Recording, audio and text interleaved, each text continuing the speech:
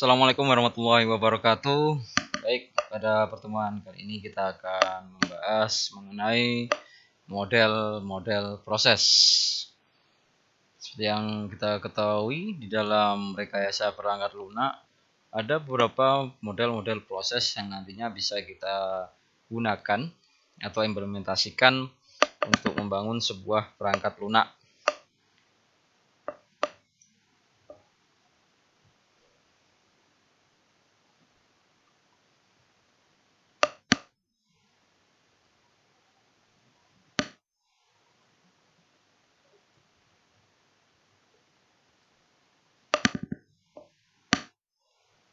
Yang pertama, ini adalah gambaran dari sebuah model proses generik atau secara umum. Jadi jika pada gambar tersebut ada masing-masing aktivitas kerangka kerja yang diisi oleh sejumlah tindakan-tindakan rekayasa perangkat lunak. Kemudian nanti masing-masing dari tindakan perangkat lunak tersebut didefinisikan menggunakan himpunan pekerjaan atau task set yang mengidentifikasi pekerjaan-pekerjaan yang harus diselesaikan, produk-produk kerjanya yang akan dihasilkan, titik jaminan kualitas yang akan diperlukan, serta disebut patok-patok kerja proyek, yaitu bahasa terjemahan dari milestone ya, patok-patok kerja proyek yang akan digunakan untuk menilai kemajuan sebuah pekerjaan. Jadi ini dinilai dari sebuah proyek rekayasa perangkat lunak ya, model proses generik.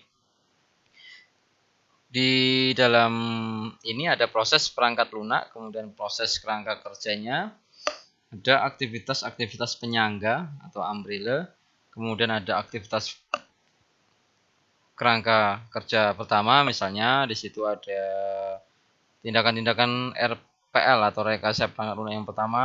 Di dalamnya juga nanti ada sekumpulan task, sekumpulan tugas-tugas pekerjaan-pekerjaan, produk kerjanya apa, titik jaminan kualitas, dan tadi project milestone-nya atau roadmap-nya seperti apa. Kemudian nanti lanjut lagi untuk yang tindakan-tindakan rekayasa perangkat yang kedua atau berikutnya sampai ke sekian.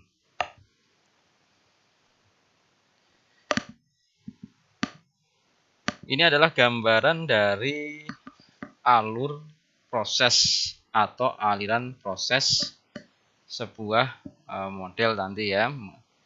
Di sini dimulai dari yang pertama, kita ada komunikasi dulu. Tentu saja ketika kita mau mendevelop sebuah RPL ada komunikasi dengan stakeholder atau pengguna. Kemudian perencanaan atau planning, modeling, konstruksi, pemodelan, kemudian konstruksi, pembangunan, dan penyerahan atau deployment ke pelanggan atau pengguna. Ini adalah aliran proses linear yang normal atau linear berurutan. Kemudian yang B ini adalah aliran proses interaktif atau berulang. Jadi ketika setelah melakukan komunikasi kemudian melakukan planning, perencanaan, ini bisa saja nanti dikomunikasikan lagi. Ya, planning lagi, dikomunikasikan lagi. Kalau sudah memang sekiranya tidak perlu dikomunikasikan lagi, bisa lanjut ke modeling. Modeling juga bisa melakukan proses iteratif atau berulang. Ya, beberapa kali dia melakukan pemodelan terus.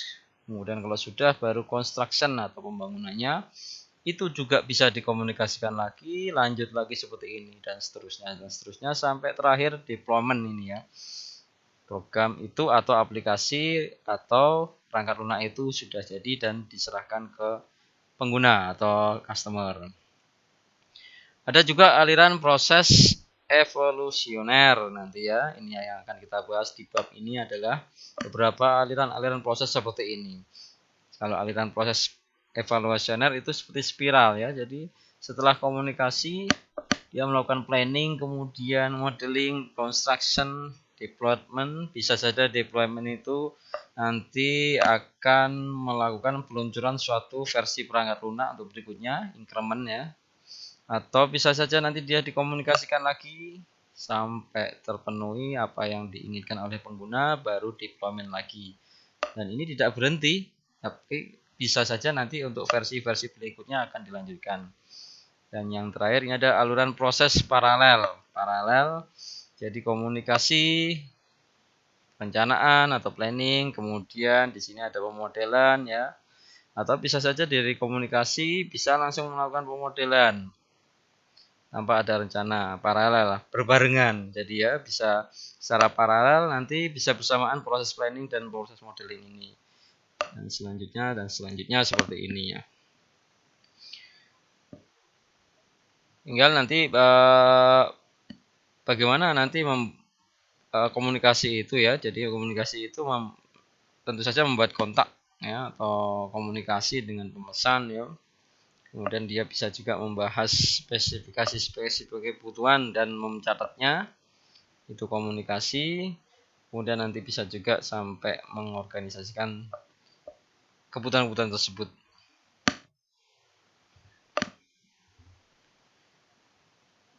Mengidentifikasi himpunan pekerjaan ya.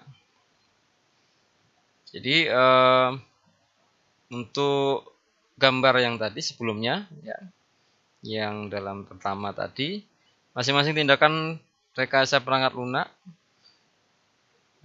dapat direpresentasikan menggunakan penomoran atas jumlah tugas yang berbeda-beda, dan masing-masing tugas rekayasa perangkat lunak berhubungan dengan produk kerja, titik-titik jaminan kualitas, serta tadi milestone tadi ya. Ya, ini ada mendefinisikan pekerjaan sesungguhnya yang akan dikerjakan untuk memenuhi tujuan dari kegiatan rekayasa perangkat lunak. Ada sejumlah tugas yang harus diselesaikan, ada sejumlah daftar produk kerja yang akan dihasilkan, ada juga beberapa daftar asuransi atau jaminan kualitas atau penyari atau jaminan ya, jaminan titik-titik jaminan kualitas yang nanti akan diterapkan. Proses pattern atau pola-pola proses ini ya. Pola-pola prosesnya bagaimana? Pola proses itu sebenarnya dia nanti bisa disebut juga pola-pola proses itu mendeskripsikan permasalahan-permasalahan yang berkaitan dengan proses yang dijumpai selama pekerjaan rekayasa perangkat lunak berlangsung. Pola-pola proses itu mengidentifikasi lingkungan di mana permasalahan yang serupa dijumpai dan kemudian dapat menyarankan satu atau lebih solusi yang terbukti untuk menyelesaikan permasalahan tersebut. Jadi tadi ya, pola proses itu menjelaskan proses-proses yang atau permasalahan-permasalahan yang berkaitan dengan proses tersebut. Ya, selama pekerjaan rekayasa perangkat lunaknya berlangsung. Dia juga mengidentifikasikan lingkungan di mana beberapa permasalahan sering dijumpai, kemudian juga dia menyarankan satu atau lebih solusi untuk mengatasi permasalahan tersebut. Pada terminologi yang lebih umum, pola proses itu sesungguhnya menyediakan kita suatu pola baku atau template ya, itu dari seorang ahli, suatu metode yang konsisten untuk mendeskripsikan solusi-solusi bagi permasalahan-permasalahan yang mungkin dijumpai dalam konteks proses perangkat lunak tertentu. Jenis-jenis pola proses itu apa saja di situ ya. Jadi ada Ambler tadi ya, Ambler 98 tadi, tahun 98 itu menyarankan ada 3 jenis pola. Pola yang pertama yaitu pola tahapan, mendefinisikan suatu permasalahan yang berhubungan dengan aktivitas kerangka kerja tertentu untuk suatu proses. Yang kedua, pola pekerjaan itu mendefinisikan suatu permasalahan yang berhubungan dengan suatu aksi rekayasa perangkat lunak atau tugas-tugas kerja dan relevan dengan rekayasa perangkat lunak yang berhasil. Misalnya saja penentuan spesifikasi kebutuhan merupakan suatu pola pekerjaan ini ya. Yang terakhir pola fase. Dia mendefinisikan urutan kerangka kerja yang terjadi dalam suatu proses, meskipun saat aliran aktivitas secara keseluruhan secara alamiah bersifat iteratif. Suatu pola fase itu bisa saja model spiral atau prototipe. Jika yang pertama tadi tahapan, kemudian pekerjaan, dan yang terakhir fase. Ini adalah jenis-jenis pola proses.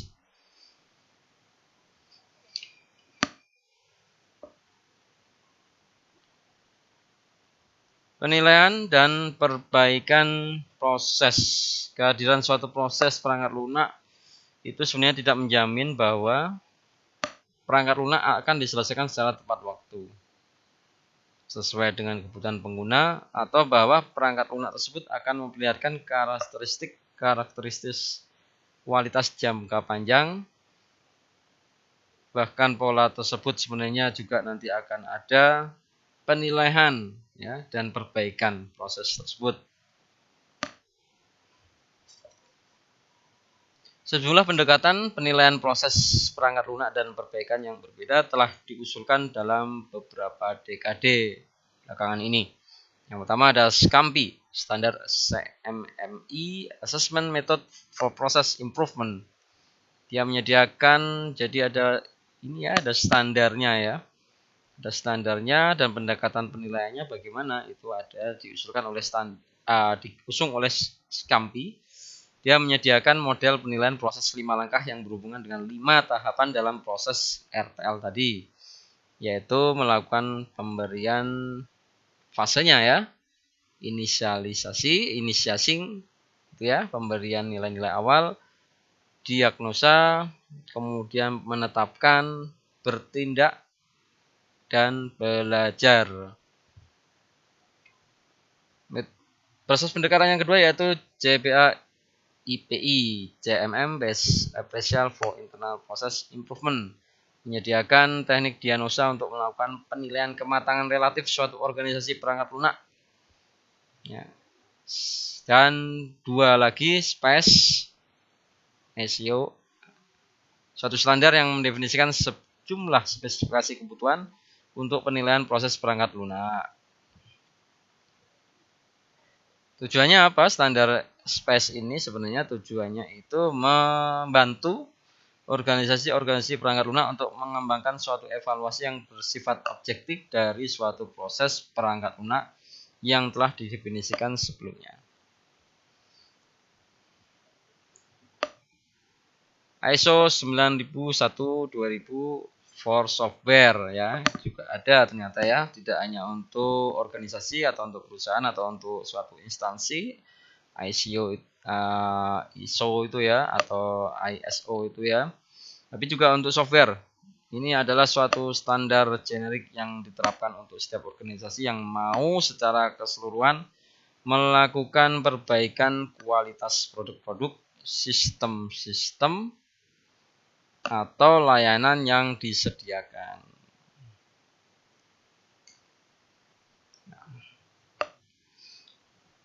Kemudian kita menuju ke model proses preskriptif.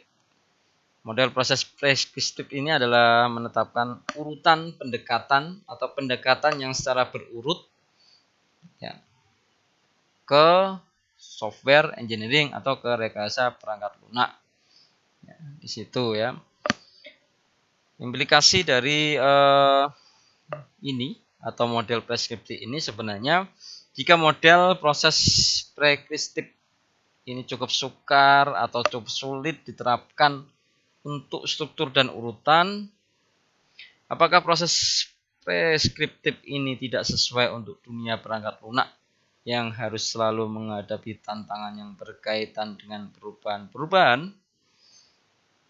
Selanjutnya, jika kita menolak model proses tradisional ini serta urutan yang diakibatkannya dan menggantikannya dengan sesuatu yang kurang struktur, apakah kita dapat secara sederhana mengatakan bahwa dengannya kita tidak mungkin mencapai koordinasi dan koherensi pada pekerjaan perangkat lunak? Tidak ada jawaban yang mudah sebenarnya untuk pertanyaan-pertanyaan tersebut, tapi sesungguhnya Ini adalah alternatif bagi rekayasawan itu di penyebutan untuk seorang ahli rekayasa perangkat lunak. Itu rekayasawan perangkat lunak. Dan tentu saja kita akan lebih jauh nanti depan bagian selanjutnya akan lebih jauh tahu dan membahas pendekatan proses preskriptif ini, di mana urutan dan konsistensi proyek merupakan isu-isu yang paling penting. Ya, kita akan lihat berikutnya ada beberapa model proses preskriptif ini ya. Kita mulai dari model yang pertama. Ini adalah model air terjun atau the waterfall model. Beberapa dari mahasiswa itu menggunakan model waterfall untuk pengembangan sistemnya karena sederhana ya. Karena sederhana dan dapat diikuti ya. Ini model air terjun atau model waterfall ini kadang-kadang dinamakan juga dengan siklus hidup klasik atau classic life cycle. Classic life cycle.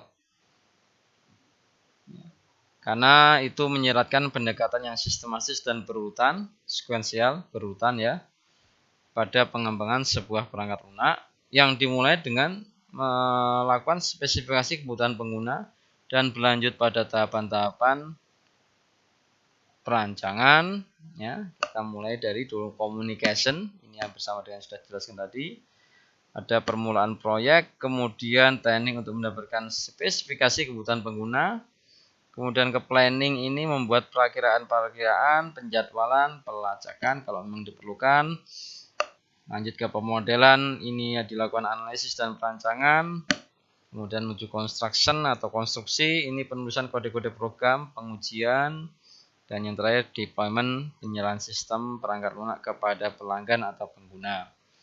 Apa yang dilakukan di situ yaitu pengiriman, dukungan terhadap perangkat lunak, dan juga dibutuhkan umpan balik dari pengguna untuk perbaikan perangkat lunak selanjutnya. Ada variasi yang kedua yaitu suatu model yang namanya the V model atau model V. Karena bentuknya seperti huruf V ini ya, atau V model di sini ya. Ini V model ini sebenarnya menggambarkan relasi aksi-aksi jaminan kualitas pada aksi-aksi yang berkaitan dengan komunikasi, pemodelan serta aktivitas-aktivitas konstruksi pada tahap awal. Kita perhatikan gambarnya di sini ada yang pertama requirement modeling atau ini adalah teknik untuk mendapatkan spesifikasi kebutuhan pengguna. Kemudian perancangan arsitektur sistem, ada perancangan komponen, penulisan kode-kode ya. Kemudian dia juga bisa melakukan unit testing. Unit testing ini juga Anda akan bisa lagi menuju kepada jika ada sesuatu yang kurang sesuai, dia akan menuliskan kode program lagi, atau mungkin komponen desain lagi dilakukan atau perancangan komponen lagi, atau bisa saja dia langsung menuju ke pengujian setelah unit-unit diintegrasikan. Di sini juga kalau misalnya ada yang kurang sesuai juga menuju seperti ini, sesuai anak panah ini ya. Pengujian secara keseluruhan dan yang terakhir pengujian oleh para pengguna, acceptance testing. Ya, jadi sama di sini ya. Sepertinya tidak ada perbedaan yang sangat mendasar di antara proses tadi ya, siklus hidup klasik atau classic life cycle dengan model V ini. Model V pada dasarnya menyediakan cara secara visual bagaimana tindakan-tindakan verifikasi dan validasi seharusnya diterapkan pada bagian-bagian pekerjaan rekayasa perangkat lunak yang lebih awal. Model air terjun ini merupakan paradigma yang tertua sebenarnya, jadi sudah hampir lama. Ada beberapa kekurangan atau permasalahan yang dijumpai pada model air terjun sebenarnya ya. Nanti bisa Anda cek sendiri. Kemudian yang berikutnya model inkremental atau proses inkremental ya. Ini proses biasanya untuk pengembangan perangkat lunak yang memang digunakan untuk pengembangan versi berikutnya gitu ya. Rilis versi 1, versi 2, versi 3 dan seterusnya ya. Ini sangat cocok untuk project ini ya. Dan pasti akan lebih lama karena ada selalu peningkatan versi. Versi perangkat lunak pertama misalnya dilakukan di sini sampai pengiriman atau penyerahan pada versi perangkat lunak pertama ya. Kemudian untuk pengiriman versi perangkat lunak keduanya dilakukan juga sampai ke N. Proses penambahan sedikit demi sedikit tadi, incremental tadi sebenarnya berproses pada atau fokusnya pada pengiriman produk yang bersifat operasional pada setiap tahapan. Diulang terus sampai akhirnya mencapai versi yang terakhir. Berikutnya model proses evolusioner atau ini model proses evolusioner itu ada model prototyping atau pembuatan prototype. Dilakukan komunikasi, kemudian perencanaan secara cepat, kemudian pemodelan perencanaan secara cepat, pembentukan prototype, penyerahan sistem atau perangkat lunak ke para pelanggan atau pengguna, maaf ya. Kemudian juga dilakukan umpan balik kalau di dalam pembuatan prototipe ini ya. Seperti biasa, ini tidak perlu detail dijelaskan. Yang ini adalah prototipe seperti ini. Model evolusioner yang berikutnya yaitu spiral, sesuai gambarnya di situ spiral, dia nanti akan berputar terus ya. Akan terus berputar. Di sini mulai dari komunikasi seperti biasa, kemudian perencanaan, pembuatan perakiraan, penjadwalan, analisis terhadap resiko-resiko perangkat lunak, begitu juga perlu dilakukan di dalam model spiral ini. Pemodelan, ya, analisis yang dilakukan dan desainnya, konstruksi itu pengkodean dan pengujian. Dan yang terakhir deployment, penyerahan sistem atau perangkat lunak kepada para pelanggan atau pengguna atau customer. Yang dilakukan pengiriman dan umpan balik untuk perbaikan sistem berikutnya. Model spiral ini sebenarnya di suatu proses perangkat lunak evolusioner yang menggabungkan pendekatan prototyping yang bersifat iteratif dengan aspek-aspek sistematis dan terkendali yang kita jumpai pada model air terjun atau waterfall spiral ini ya. Model evolusioner yang berikutnya yaitu model konkuren. Sering juga disebut nama dengan rekayasa perangkat lunak konkuren yang memungkinkan tim perangkat lunak untuk menggunakan unsur-unsur yang bersifat berulang atau iteratif. Ya, bersifat berulang atau iteratif dan konkuren berjalan bersamaan dalam setiap model proses yang dijelaskan.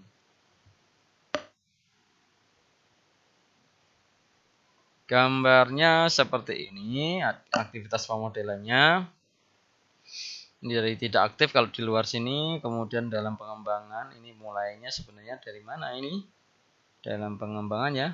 Ini memperlihatkan keadaan tertentu dari suatu aktivitas atau pekerjaan rekayasa perangkat lunak. Kemudian dalam proses peninjauan di sini nanti kalau ada garis batasnya yang tidak boleh melebihi atau batasan-batasan. Kemudian kalau ini dan ini selesai. Atau dalam pengembangan ini ke sini menunggu perubahan-perubahan baru dalam proses perbaikan. Kemudian dalam proses peninjauan lagi, baseline lagi, down lagi. Dari yang selesai atau done ini juga bisa menunggu perubahan-perubahan. Dan seterusnya. Di sini model konkuren. Model bersama-sama ya.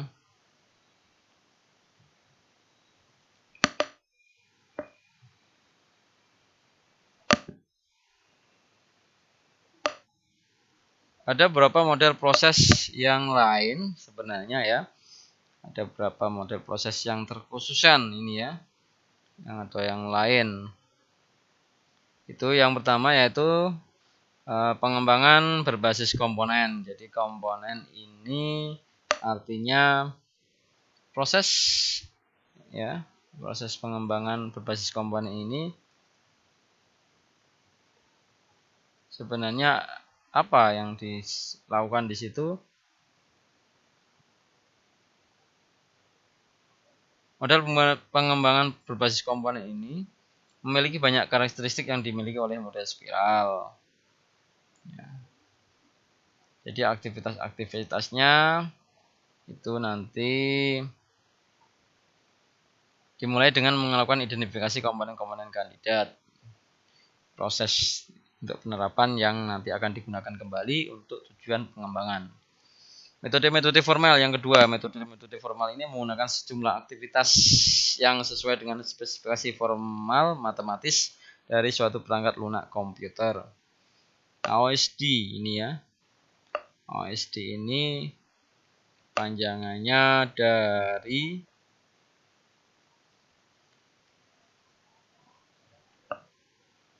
ini aspek oriented software development.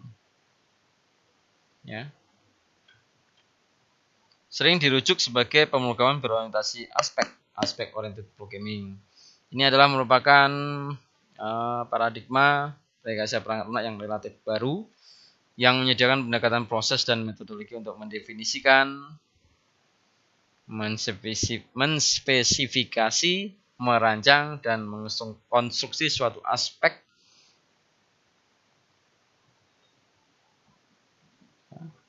ini maksudnya aspek yang dapat didefinisikan sebagai mekanisme ya, dan pada dasarnya dapat diwariskan untuk melokalisasi ekspresi dari pertimbangan-pertimbangan di arsitektur tersebut ya. Memang istilahnya agak sulit ini ya. Jadi agak mendefinisikan, karena AOSD ini sebenarnya mendefinisikan aspek-aspek yang menggambarkan perhatian pelanggan yang melintas berbagai fungsi sistem, fitur, dan informasi. Unified Process ini yang berikutnya proses terpadu. Ya, sering disebut proses terpadu.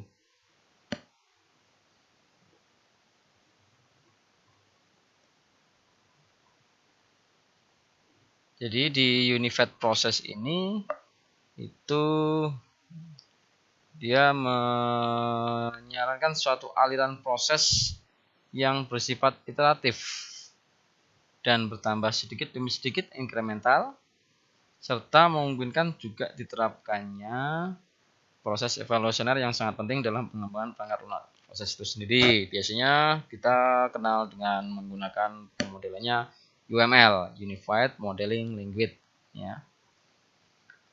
Tahapan-tahapannya seperti ini ya. Di Unified Process itu ada tahap pengenalan, inception atau inception itu membahas komunikasi dengan para pengguna seperti biasa, dan perencanaannya nanti. Elaboration ini adalah menggunakan aktivitas komunikasi dan pemodelan milik model proses generik. Ada tahap construction, ini tahap yang didefinisikan untuk seperti biasa mengembangkan komponen-komponen perangkat lunak berdasarkan use case yang sebelumnya sudah ada di modeling itu. Tahapan transition itu deployment ya. Dari aktivitas berikutnya itu deployment yang dilakukan.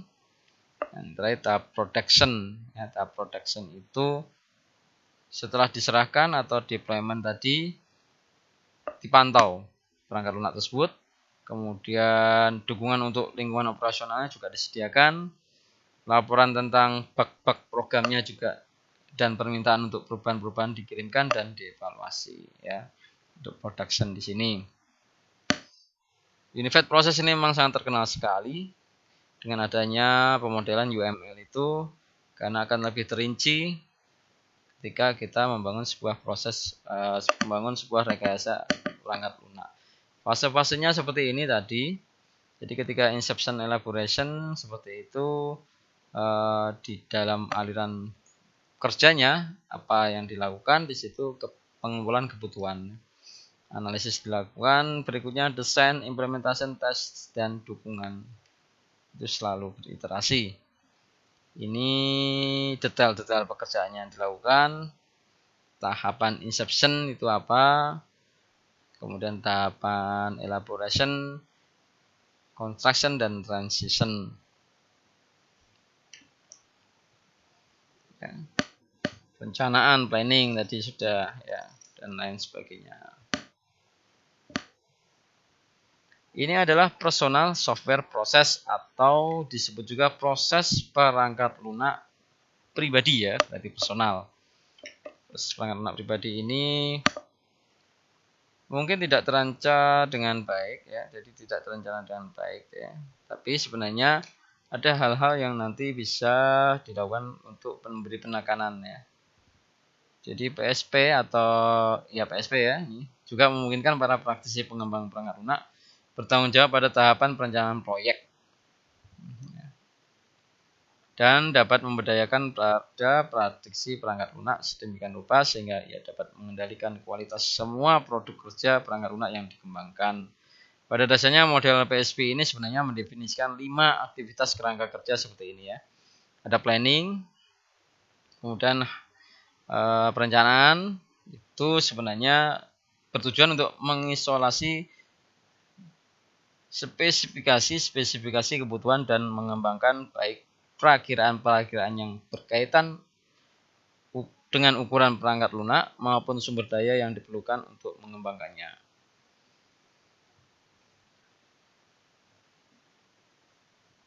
Tambahannya sebenarnya suatu perkiraan yang berkaitan dengan bug program atau cacat program itu yaitu jumlah bug program atau cacat program yang diproyeksikan untuk pekerjaan yang sedang berlangsung harus dibuat.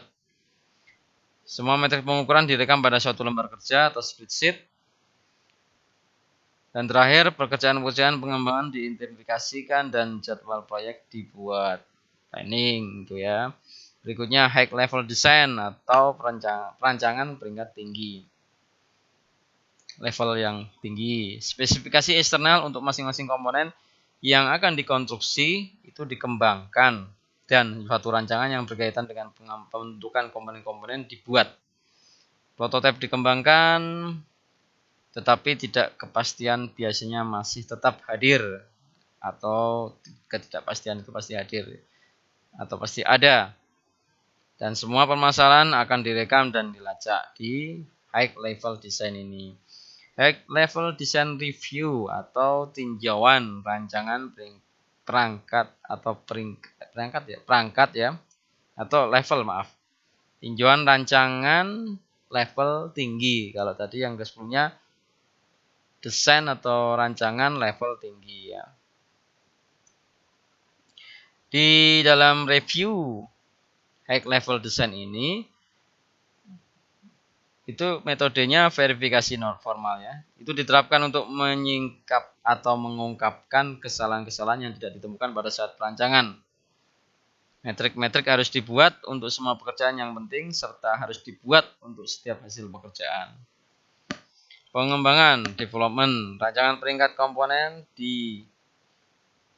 diperhalus dan ditinjau ulang. Kode digenerasi atau dihasilkan, ditinjau, dikompilasi dan diuji. Metrik-metrik juga dibuat untuk semua pekerjaan yang penting serta untuk setiap hasil pekerjaan. Yang terakhir postmortem. Tidak ada artinya ini ya. Artinya tidak ada bahasa Indonesianya. Apa itu postmortem itu?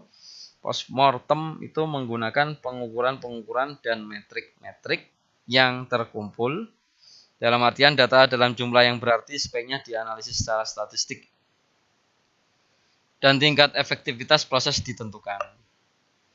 Pengukuran-pengukuran dan metrik-metrik seharusnya memberikan panduan untuk melakukan modifikasi proses untuk memperbaiki efektivitas. Proses perangkat lunak tim. Kalau tadi proses perangkat lunak pribadi, sekarang bagaimana dengan proses perangkat lunak tim? Karena banyak proyek-proyek berskala industri itu sebenarnya dikerjakan oleh tim-tim ya. Atau tim maksud saya, tim atau kelompok ya. Jadi sasarannya sebenarnya TSP ini, tim software proses itu mengembangkan suatu tim proyek perangkat lunak yang mampu mengatur dirinya sendiri untuk menghasilkan perangkat lunak berkualitas tinggi. Sasaran-sasarannya seperti apa? Yang pertama yaitu ya, Mengembangkan tim perangkat lunak yang mampu mengatur dirinya sendiri, yang mampu melakukan perancangan dan melacak pekerjaannya.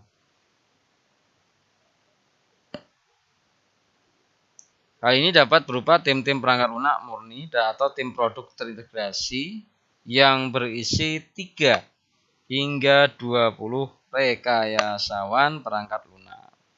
Yang kedua, menunjukkan atau memperlihatkan kepada para manajer bagaimana caranya memimpin dan memotivasi timnya, dan memperlihatkan juga para manajer tentang bagaimana caranya menyelesaikan permasalahan kinerja tim perangkat lunak yang tertunda.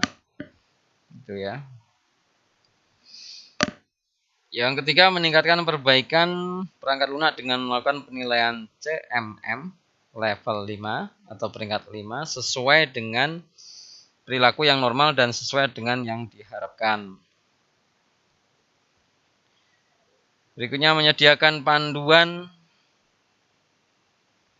perbaikan untuk organisasi-organisasi yang telah matang, memfasilitasi pelatihan oleh akademisi yang berasal dari universitas untuk mendapatkan keterampilan-keterampilan berskala industri. Baik, mungkin hanya ini yang bisa saya sampaikan untuk di bab 2 ini. Jika ada yang perlu didiskusikan, silakan ditambahkan topik baru di forum diskusi atau melalui forum chat yang ada di e-learning. Terima kasih. Wallahu muwaffiq ila aqwamit thoriq. Wassalamualaikum warahmatullahi wabarakatuh.